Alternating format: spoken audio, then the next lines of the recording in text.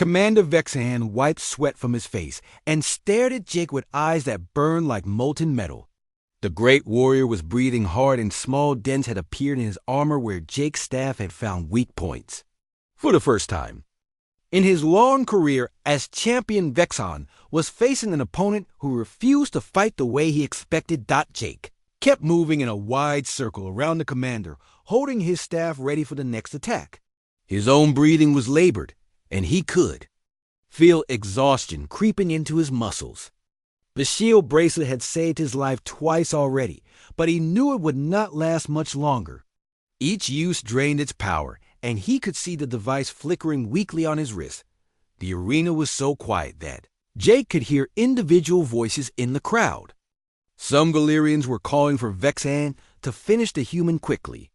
Others seemed genuinely amazed that the fight had lasted this long. Jake caught sight of Queen Zarathil on her raised platform. The expression on her face was unreadable, but her silver eyes never left the combat. Commander Vexahan suddenly threw his massive sword to the ground with a clang that echoed through the arena. "You fight like a coward," he snarled. "Always running and hiding. I will crush you with my bare hands and show everyone what happens to weaklings who refuse to face their betters." Jake realized this might actually be good news. Without his sword, Vexahan was still incredibly dangerous, but at least Jake would not have to worry about being cut in half with a single blow. The commander was bigger and stronger, but Jake had spent the last 10 minutes learning how the alien warrior moved. Vexahan charged forward with his arms spread wide, intending to tackle Jake to the ground where his size advantage would end the fight quickly. But Jake had been watching for exactly this kind of attack. He planted his staff against the metal floor and used it like a pole vault to leap over the commander's grasping hands. The crowd gasped as Jake landed behind Vexahan and immediately struck at the back of the commander's knee. This time his staff found a gap in the armor, and Vexahan stumbled forward with a grunt of pain. Jake rolled away before the commander could turn around and grab him. Vexahan spun around faster than Jake expected and managed to catch the end of Jake's staff in one massive hand. For a moment, the two opponents were locked together with the staff between them. Vexahan's superior strength began to win as he slowly pulled Jake closer to his other hand. Jake realized he had only seconds before the commander would get close enough to grab him. In desperation, he activated the shield bracelet one final time and pushed all of its remaining power through the metal staff. The electrical discharge was not powerful enough to seriously harm Vexahan, but it was enough to make him release his grip in surprise. Jake stumbled backward as the bracelet crumbled to useless metal on his wrist. He was completely exhausted, and his improvised tactics were running out.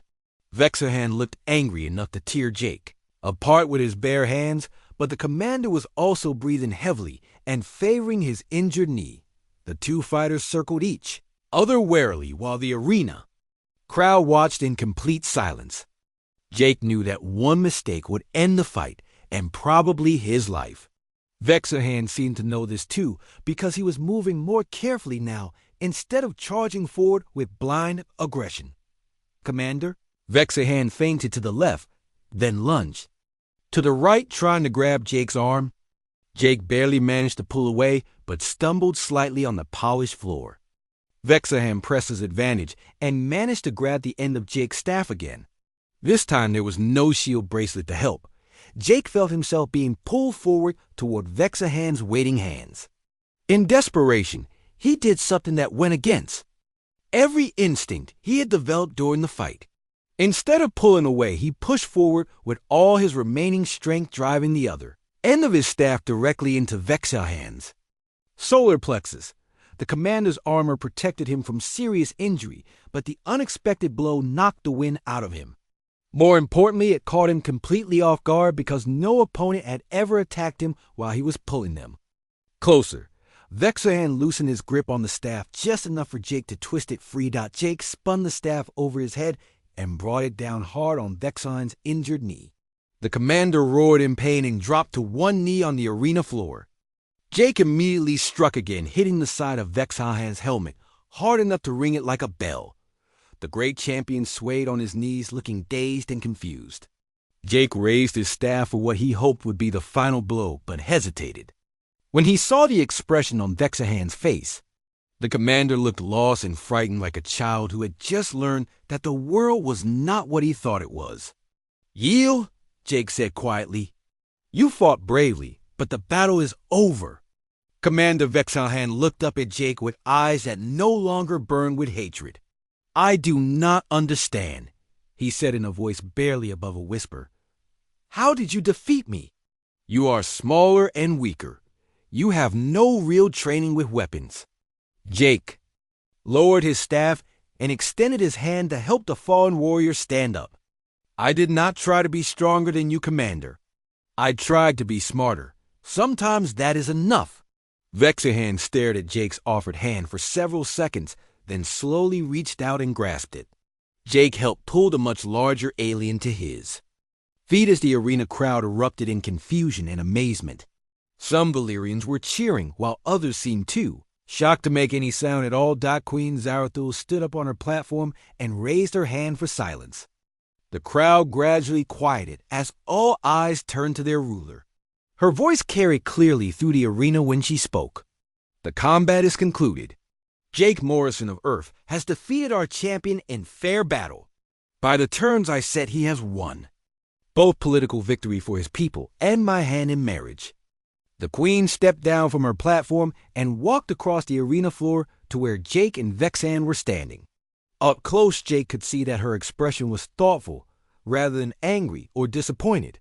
She stopped directly in front of Jake and studied his face carefully. "You could have killed him," she said quietly.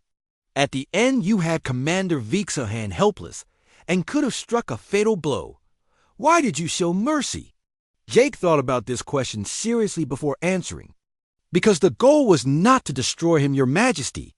The goal was to prove that there are different kinds of strength. Killing him would not have proven anything except that I was willing to take a life when I did not need to." Queen Zarathul nodded slowly. "You have given me much to think about, human. You have also created a situation that neither of us expected when this began." Jake realized she was talking about their upcoming marriage. "Your Majesty, I want you to know that I will not hold you to an agreement you made under different circumstances. You thought Commander Vexahan would win and planned to marry him as a symbol of Valyrian strength. Now you are bound to marry someone you barely know from a species you considered inferior." The queen smiled, and for the first time it reached her silver eyes. "You would release me from my word, even though it would cost you the political victory you came here to achieve. The political victory means nothing if it comes from forcing you into an unwanted marriage," Jake replied. "My people want peace with yours, but not at the cost of your happiness." Queen Zarathul was quiet for a long moment, while thousands of Valyrian warriors waited to hear what she would decide.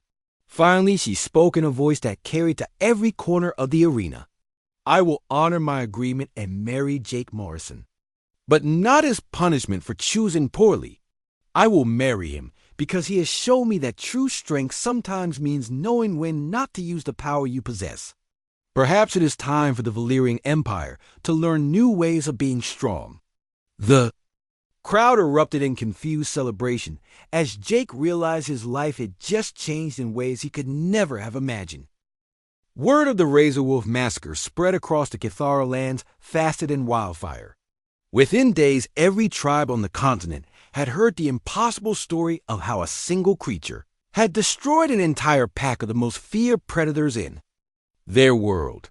The stories grew with each telling until some claimed that Jake's pet had killed 100 razor wolves with its bare claws, while others insisted that the creature could fly and breathe fire like the dragons of ancient legend. Jake found himself at the center of a storm of attention that made him deeply uncomfortable. Representatives from dozens of tribes arrived at Windwalker's village seeking audience with the alien who commanded such power. Some came bearing gifts and offers of alliance, while others demanded explanations for how such a transformation was possible. Most disturbing were the delegations that arrived with barely concealed threats about what would happen if Jake ever turned his creature against their people, Princess Lyra had recovered quickly from her injuries, but the emotional impact of what she had witnessed was harder to heal. She found herself looking at Jake with new eyes, seeing not just a kind, gentle scientist she had grown to love, but also someone who possessed the power to reshape their entire world. The casual way Jake interacted with Nano made her realize that he probably did not fully understand what he had created or what it meant for the future of her people. The tribal council meetings that followed were tense affairs filled with heated arguments and barely controlled fear. Elder after elder stood to voice their concerns about allowing such a dangerous outsider to remain among them. Some argued that Jake should be forced to leave their world immediately, while others insisted that he must be killed before he could create more creatures like Nano. A few brave voices suggested that Jake's power could be used to protect all the Cathara tribes, but they were quickly shouted down by those who feared what might happen if Jake ever became their enemy. Princess Lyra found herself defending Jake repeatedly, but she could see that her words carried less weight now that everyone understood the true scope of his abilities. The other tribal leaders no longer saw her as an equal negotiating with peers, but as someone who might be under the influence or control of an incredibly dangerous alien. When she spoke in Jake's favor, they wondered if she was truly acting in the best interest of her people, or if she had been somehow compromised by her feelings for him. Jake spent hours in his biolab trying to understand exactly what had happened.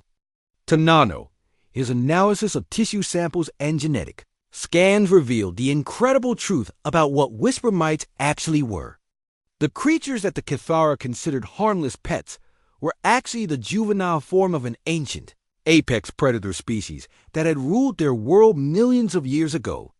Environmental changes had caused the adult form to become extinct, while the juveniles survived by remaining permanently immature and living on scraps. Jake's scientific feeding program had provided optimal nutrition for the first time in countless generations, allowing Nano to complete its natural development cycle. The creature was not a mutated whisper mite, but rather the first fully mature specimen of its species to exist in recorded history. Jake realized with growing horror that there were thousands of whisper mites scattered across the planet, all potentially capable of the same transformation under the right conditions. The ethical implications of his discovery kept Jake awake at night. He had accidentally restored an extinct apex predator to a world that had evolved without it for millions of years. Nano was not just individually dangerous, but represented a fundamental threat to the ecological balance of the entire planet. If other whisper mites received similar nutrition, they could theoretically create an army of apex predators that would dominate every other species. Princess Lyra began to notice changes in how the other Cathara treated her. Warriors who had once shown proper respect now avoided eye contact and spoke to her with barely concealed nervousness. Children who used to run up to greet her now hid behind their parents when she passed. Even Windwalker seemed uncomfortable in her presence, as if he feared that her association with Jake made her dangerous by extension. The breaking point came when a delegation from the three most powerful tribes arrived with an ultimatum. The Ironcloud, Bloodfang, and Stormtail clans had put aside their ancient rivalries to present a united front against what they saw as an existential threat. Their message was simple and direct. Either Princess Lyra would arrange for Jake's immediate execution, or they would assume that the Shadowpaw tribe had been compromised and take action accordingly. The threat was not subtle. 3 tribes working together could field an army of over 2,000 warriors, while the Shadowpaw clan could barely muster 300 fighters. If it came to war, Princess Lyra's people would be completely destroyed. The delegation made it clear that they viewed Jake's continued existence as a threat to every living being on their world, and they were prepared to do whatever was necessary to eliminate that threat. Princess Lyra listened to the ultimatum in silence while her mind raced through possible responses. She knew that the other tribal leaders were not acting from pure malice, but from genuine terror about what Jake might do with his power. They had seen Nano casually destroy creatures that their finest warriors could barely survive fighting, and they could not imagine living in a world where such power remained outside their control. Jake was present during the delivery of the ultimatum, and he could see the impossible position that Princess Lyra had been placed in. She was being forced to choose between the man she loved and the survival of her entire tribe. The weight of that choice was written clearly on her face as she struggled to find some way to satisfy both her heart and her duty as a leader. That evening, Princess Lyra walked alone to the place where Jake kept his laboratory. She found him sitting beside Nano's resting place, staring up at the alien stars with an expression of deep sadness. When she approached, he looked up at her with eyes that held no surprise or anger, only a quiet acceptance of what must happen. They both understood that the situation had moved beyond personal feelings into matters of survival and political necessity. Princess Lyra sat beside Jake in the purple grass, and for a long time neither of them spoke. Finally, she broke the silence by telling him about the ultimatum and what it meant for both of them. Jake listened without interruption, already knowing that she had no real choice in the matter.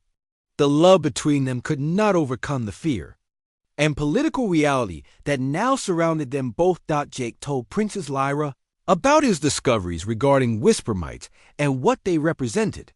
He explained that Nano was not unique, but rather the first example of what any whisper mite could become under proper care. The knowledge that thousands of potential apex predators existed throughout their world only confirmed the tribal leaders' worst fears about the threat Jake represented to their civilization. As they talked through the night, Princess Lyra began to understand the full scope of the dilemma they faced. Jake's scientific knowledge made him incredibly valuable as a healer and teacher, but that same knowledge also gave him the theoretical ability to create an army of creatures like Nano. Even if Jake would never use such power maliciously, the mere possibility that he could do so made him too dangerous to allow free in their world. The conversation continued until dawn, when Princess Lyra finally asked a question that had been weighing on both their hearts. Would Jake be willing to leave their world voluntarily to spare her people from the war that would surely come if he remained? Jake's answer surprised her with its immediate certainty. He would do whatever was necessary to protect the Cathara, even if it meant giving up everything he had found on their world, including his love for her. Princess Lyra felt her heart break as she realized that Jake's willingness to sacrifice himself only made her love him more, while also making it impossible for them to have a future together. She had to choose between her duty as a leader and her feelings as a woman, and both choices would destroy something precious to her. 6 months had passed since Jake's arrival, and Nano had grown beyond all expectations. The creature now stood as tall as Jake's waist and moved with the deadly grace of a born predator. Its scales had darkened to a deep black that seemed to absorb light, while its eyes had developed an inner glow that was visible even in daylight. Most disturbing of all were the changes in Nano's hunting behavior. The creature no longer brought back small prey, but instead disappeared for hours at a time and returned with evidence of much larger kills. Jake had tried to study these behavioral changes, but Nano was clever enough to avoid his monitoring attempts. The creature seemed to understand that its hunting activities were causing concern and had learned to clean itself thoroughly before returning to camp. Only the lingering scent of blood and the satisfied way Nano would curl up for long naps gave away what it had been doing during its absences. Princess Lyra had become increasingly worried about the situation between the tribes. The Ironclaw and Bloodfang clans had formed an alliance against what they saw as the growing influence of Jake and the Shadowpaw tribe. Their warriors had been spotted near the borders of Windwalker's territory, and there were rumors of weapons being gathered for a possible attack. Princess Lyra knew that her people were skilled fighters, but they were vastly outnumbered by the combined forces of their enemies. The crisis came during the Harvest Festival, when all the tribes traditionally put aside their differences to celebrate the season's bounty. This year the celebration felt tense and uncertain as representatives from various clans eyed each other with suspicion instead of friendship.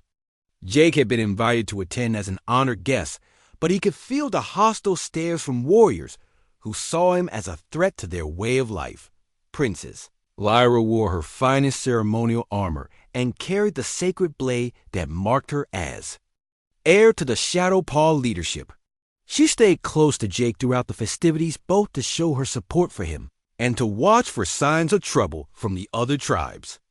The evening passed peacefully enough with traditional dancing and storytelling, but Jake noticed that many warriors kept their weapons within easy reach despite the festival's peaceful nature. The attack came just before dawn, when most of the celebrants were sleeping off the effects of too much fermented fruit wine. Jake was awakened by the sound of howling that seemed to come from everywhere at once. He stumbled out of his tent to see shapes moving through the darkness beyond the festival grounds. The shapes were huge and moved with a fluid motion that spoke of incredible strength and speed. Razor wolves were the most feared predators on the Cathara world.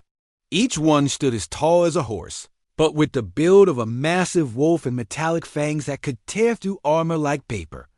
They normally avoided large gatherings of Cathara, but something had driven an entire pack to attack the festival grounds.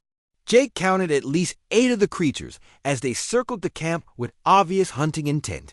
Princess Lyra was already in motion, rallying the warriors from various tribes to form a defensive line. Despite their political differences to Poli, Cathara knew that razor wolves were a threat to everyone, and they worked together with practiced efficiency. Spears were raised, and the most skilled fighters moved to the front, while civilians and children were gathered in the center of the camp. For protection, the first razor wolf attack came without warning as one of the creatures burst through the defensive line with impossible speed. Its massive claws raked across a warrior's chest, sending him flying backward with deep wounds. 2 more wolves followed immediately after, and suddenly the careful defensive formation was broken as Cathara fighters scattered to avoid the slashing. Fangs and claws, Princess Lyra fought like a demon with her sacred blade flashing in the firelight as she tried to keep the wolves away from the civilians. Her skill was impressive, but even she could not be everywhere at once. Jake watched in horror as more razor wolves poured into the camp, and the defenders were pushed back step by step. Several Cathara had already fallen, and it was clear that the remaining fighters could not hold out much longer. Jake ran toward his camp to retrieve his emergency beacon in hopes of calling for rescue, but he knew that any help would arrive far too late. The razor wolves were systematically destroying the festival gathering, and there seemed to be nothing that could stop them. He had almost reached his tent when he heard Princess Lyra scream in pain and turned to see her on the ground with a massive wolf standing over her ready to deliver a killing blow. That was when Nano appeared. The creature materialized out of the shadows like a living nightmare, moving faster than Jake's eyes could follow. In one fluid motion, Nano struck the razor wolf, threatening Princess Lyra, and sent the massive predator flying through the air with a sickening crunch of breaking bones. The wolf hit the ground and did not get up. The sudden appearance of this new predator caused both the razor wolves and the Cathara to freeze in confusion. Nano stood over Princess Lyra's fallen form, and for the first time Jake got a clear look at what his careful feeding and care had created. The creature was no longer the harmless whisper mite he had rescued months ago. Nano had become something out of the Cathara's darkest legends, with muscles that rippled under armor like scales, and claws that gleamed like polished metal. The largest razor wolf growled, a challenge at this newcomer, but Nano's response was swift and final. The creature moved with liquid grace that made the razor wolves look clumsy and slow by comparison. Its attacks were precise and devastating, targeting vital points with surgical accuracy. Within minutes, 3 more razor wolves lay dead or dying, while the survivors began to back away with obvious fear. But Nano was not finished. The creature seemed to understand that this was not just a fight, but a statement about territory and dominance. It pursued the fleeing razor wolves with relentless determination, hunting them down one by one in displays of speed and power that left the watching Cathara speechless with awe and terror. When the last razor wolf fell silent, Nano returned to where Princess Lyra lay wounded. The creature settled beside her with a gentle rumble that sounded almost like purring, while it kept watch for any remaining threats. Jake rushed to Princess Lyra's side to examine her injuries, but found that they were not as serious as they had first appeared. The Razor Wolf's claws had torn her armor, but barely scratched the skin underneath. The surviving Cathara stood in shocked silence, staring at Nano with expressions of complete disbelief. Many of them had seen the creature when it was still small, enough to sit in Jake's palm. The transformation from harmless pet to apex predator was so dramatic that some warriors dropped their weapons and prostrated themselves on the ground. They had witnessed something that challenged everything they thought they knew about their world. Princess Lyra struggled to sit up with Jake's help and found herself face to face with Nano, the creature that had just slaughtered an entire pack of razor wolves. Looked at her with the same gentle expression it had always shown. There was intelligence in those glowing eyes and something that might have been affection. Nano had not just defended the camp randomly, but had specifically saved her life when she was in mortal danger. Jake helped Princess Lyra to her feet while keeping one eye on the crowd of Cathara, who were still staring at Nano with mixtures of fear and awe. He realized that everything had changed in those few violent minutes. The creature he had raised from an injured animal had revealed itself as the most dangerous predator their world had ever seen, and everyone present knew that Jake commanded its loyalty. 3 months had passed since Jake's arrival on the Cathara world, and life had settled into a strange but comfortable routine. Every morning he would check his biolab equipment and tend to Nano, who had grown considerably since that first day. The tiny creature was now the size of a house cat and much more active than before. What surprised Jake most was how intelligent Nano seemed to be. The creature would watch him work with bright, curious eyes and had learned to respond to simple commands. Princess Lyra visited the village more often now, though she always insisted it was for official tribal business. Jake had learned enough of the Cathara language to hold basic conversations, and he found himself looking forward to her visits. She was fierce and proud, but also had a quick wit that made their talks interesting. When she laughed at his attempts to understand Cathara customs, her whole face would light up in a way that made Jake's heart beat faster. Dr. Cathara had accepted Jake as part of their community, but they still found many of his habits strange. His careful scientific approach to everything puzzled them. Where they would trust their instincts, Jake would measure and test and record data. When he prepared Nano's daily meals, he would weigh each ingredient precisely and adjust the mixture based on the creature's growth rate. Windwalker often joked that Jake treated feeding time like a sacred ritual. Nano had developed a sleek, muscular build that looked nothing like the chubby, rounded whisper mites the Cathara children kept as pets. His scales had grown darker and more reflective, while his small claws had become noticeably sharper. Jake documented every change in his research notes, but he was beginning to suspect that Nano was not developing like a normal whisper mite should. The creature moved with a fluid grace that reminded Jake of predatory cats from Earth. Princess Lyra had begun bringing Jake gifts from her father's territory. Sometimes it would be fruit from trees that grew only in the mountain valleys, or specially woven cloth made by the finest Cathara craftsmen. Jake treasured these gifts not just for their beauty, but because they showed that Lyra was thinking of him when they were apart.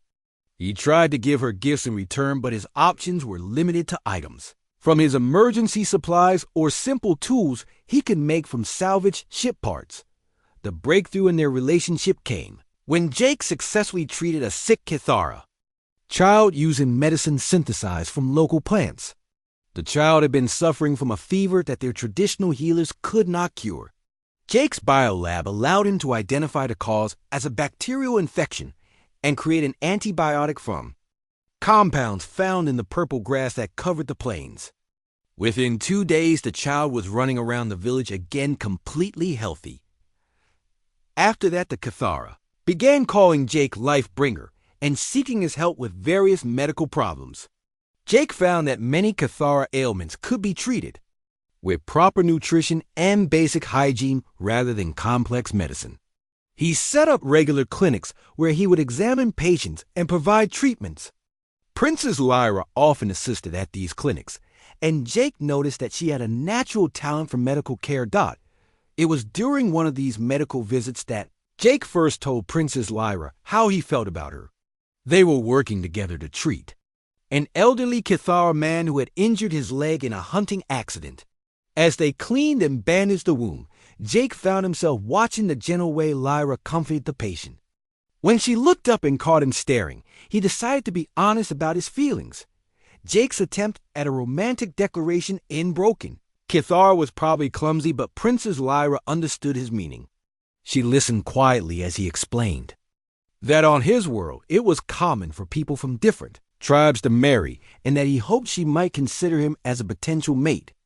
When he finished speaking, Lyra was quiet for a long moment. Then she smiled and touched his face gently before explaining that Cathara warriors did not choose mates based on soft words and kind gestures alone. The conversation that followed taught Jake much about Cathara culture. Among her people, strength was valued above all other qualities in a potential mate. A warrior princess like Lyra was expected to choose someone who could protect the tribe and lead them in battle. While she appreciated Jake's kindness and intelligence, she could not see him as a warrior.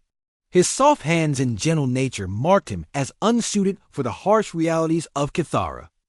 Jake accepted her explanation with good grace, but he did not give up hope. Over the following weeks, he made a point of demonstrating that humans could be tougher than they appeared. He joined hunting parties and proved that he could track game and navigate difficult terrain. He helped with construction work and showed that despite his smaller size, he could work as hard as any Cathara. Most importantly, he began training with Cathara weapons and learning their fighting techniques. Princess Lyra watched these efforts with a mixture of amusement and growing respect. Jake would never be a great warrior by Cathara standards, but his determination impressed her. She began spending more time with him and teaching him advanced combat techniques. During these training sessions, they would talk for hours about their different worlds and ways of life. Jake learned that Lyra had dreams of uniting the scattered Cathara tribes into a single peaceful nation, while she discovered that Jake's scientific knowledge could help solve many of the problems that plagued her people. Meanwhile, Nano continued to grow and change in ways that puzzled everyone, including Jake. The creature had developed enhanced senses that allowed it to detect approaching animals from great distances. Its reflexes had become incredibly fast, and its movements completely silent. Most surprisingly, Nano had begun hunting small prey and bringing the kills back to Jake as if offering gifts. This behavior was completely unknown among normal whisper mites who were plant eaters. The other Cathara in the village noticed these changes and began to regard Nano with a mixture of curiosity and unease.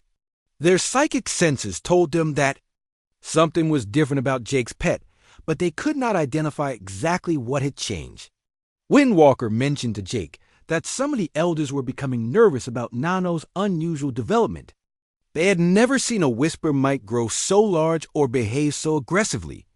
Jake ran detailed tests on Nano and discovered that the creature's muscle density and bone structure were far beyond normal parameters for its species. His careful nutrition program had unlocked genetic potential that apparently remained dormant in wild whisper mites. Jake began to suspect that he had accidentally created something unprecedented, but Nano remained friendly and obedient, so he saw no reason for concern. The situation became more complex when representatives from other tribes began visiting Windwalker's village specifically to see the strange alien and his unusual pet. Some came offering trade goods and seeking Jake's medical expertise. Others arrived with more hostile intentions, questioning whether it was safe to allow such a powerful outsider to live among the Cathara. Princess Lyra found herself defending Jake to tribal leaders who worried that his advanced knowledge could upset the balance of power between the clans. The Ironcloud tribe sent warriors who demanded that Jake demonstrate his loyalty by sharing his medical knowledge with all the tribes freely. The Bloodfang clan suggested that Jake should be forced to choose a single tribe and swear permanent allegiance to them. Most concerning were the Stormtails, who argued that no alien should be trusted regardless of how helpful they appeared to be. Princess Lyra realized that Jake's presence was creating political tensions that could lead to conflict between the tribes. Despite these growing concerns, Jake continued his daily routine of research and care for Nano, the creature at reach, the size of a large dog, and showed no signs of slowing its growth. Its hunting skills had developed to the point where it could catch prey much larger than itself. Jake documented everything, but he was beginning to wonder if he had made a serious mistake in trying to help what he thought was a simple injured animal. The small research ship shook violently as it fell through the thick atmosphere of the unknown planet. Dr. Jake Morrison gripped his seat with white knuckles as warning lights flashed red all around him. His mission had been simple enough: collect biological samples from 3 unexplored worlds in this sector and return to the research station within 6 months.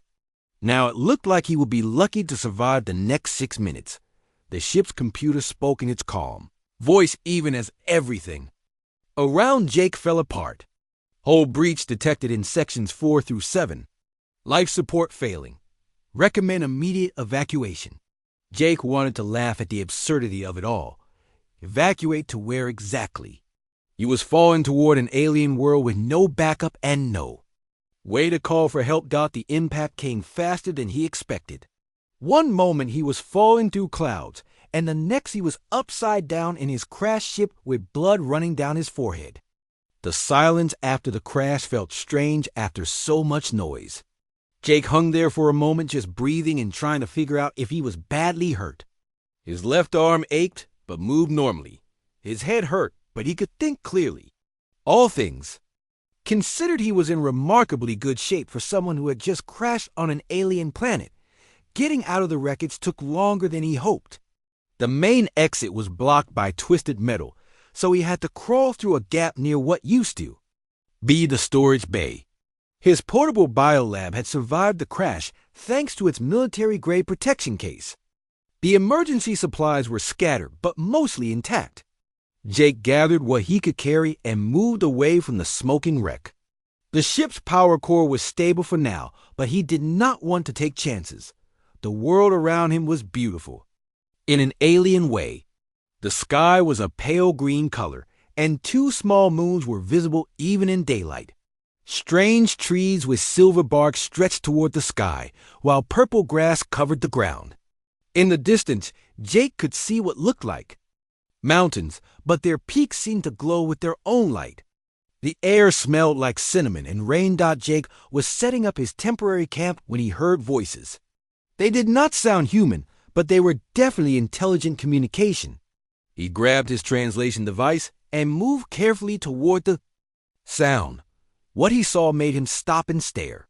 3 figures were walking along what appeared to be a game trail about 50 meters away. They looked almost human, but with longer limbs and faces that reminded Jake of cats. Their skin had a golden color, and they moved with a grace that seemed impossible. The aliens had not noticed him yet, so Jake observed them carefully.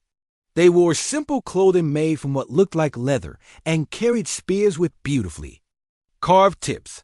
One of them suddenly stopped and tilted his head as if listening to something Jake could not hear. The alien looked directly at Jake's hiding spot and said something to his companions. All 3 turned to face Jake with expressions of curiosity rather than fear. Jake realized they must have some way of sensing his presence. He stepped out from behind the tree with his hands raised in what he hoped was a universal gesture of peace. The aliens spoke among themselves in rapid sentences that his translator could not yet process. After a few moments, one of them approached Jake slowly. This alien was taller than the others and wore more decorative clothing. When he spoke, his voice had a musical quality that Jake found pleasant. The translator worked overtime to build a basic vocabulary from the alien speech. After about 10 minutes, Jake managed to understand that these beings called themselves the Cathara, and the planet was their home world. The tall alien introduced himself as something that translated roughly as Windwalker, and seemed to be some kind of leader or guide. When Jake tried to explain that he was from another world, Windwalker's eyes widened with what looked like excitement rather than fear. Walker led Jake toward their settlement, which turned out to be about an hour's walk through the purple grasslands. Along the way, Jake learned that the Cathara lived in tribal groups and had very limited technology. They seemed to communicate not just with words, but also with some kind of mental connection that his translator could not interpret. Windwalker kept stopping to touch Jake's forehead gently, and Jake suspected the alien was trying to read his thoughts. The Cathara village was larger than Jake had expected. Dozens of rounded buildings, made from the same silver-barked wood, dotted a clearing beside a crystal-clear stream. Children with the same cat-like features ran between the buildings, while adults worked at various tasks. When Windwalker brought Jake into the village, many of the Cathara gathered around to stare at this strange visitor from another world. Jake spent his first evening trying to communicate basic concepts to the village elders. He learned that the Cathara had never seen aliens before and considered his arrival to be either a great blessing or a terrible omen. They had legends of sky visitors, but no actual contact with off-world beings. The elders decided that Jake could stay with them as long as he proved peaceful. They gave him a small hut near the edge of the village and brought him food that tasted surprisingly good, despite being completely alien. The next morning, Jake was exploring the area around his crash site when he found the injured creature. It was tiny and looked almost like a cross between a mouse and a lizard. The poor thing had apparently been hurt by falling debris from his ship. One of its small legs was bent at an odd angle, and it made pitiful squeaking sounds when it tried to move. Jake's training as a xenobiologist kicked in immediately. He could not leave an injured animal to suffer, even if it was completely alien to him. Jake carefully gathered the small creature and brought it back to his temporary lab. Under magnification, he could see that it was actually quite beautiful, with iridescent scales and tiny claws that looked almost like miniature jewelry. The broken leg was a clean fracture that he could treat with basic medical supplies. He made a tiny splint and gave the creature a mild pain reliever that should work on most carbon-based life forms. When Walker visited later that day, he laughed when he saw Jake caring for the small creature. Through the improving translation software, Jake learned that the Cathara called these animals whisper mites and considered them to be completely harmless pets. Cathara children often kept them for a few weeks before releasing them back into the wild. Windwalker seemed amused that Jake was treating such a common creature with scientific precision. Jake named the creature Nano because of its small size. Over the following days, he fed it carefully measured portions of protein paste and nutrient supplements from his emergency supplies. The little animal seemed to enjoy the attention and heal quickly. Soon it was following Jake around his camp, like a loyal pet. The Cathara villagers found this entertaining but not particularly noteworthy. What Jake did not realize was that whisper mites had never received proper nutrition before. In the wild, they survived on scraps and whatever they could scavenge. Jake's scientific approach to feeding was giving nanonutrients that no whisper mite had ever received in optimal quantities. The creature began growing faster than Jake expected and developing in ways that seemed unusual even for an alien species. Princess Lyra first saw Jake during her third visit to Windwalker's village. She was the daughter of the Shadowpaw tribes, chief and a skilled warrior in her own right. When she saw the strange alien carefully feeding his tiny pet, she found the scene both amusing and somehow endearing. This powerful being who had fallen from the stars was devoting his attention to one of their world's most insignificant creatures.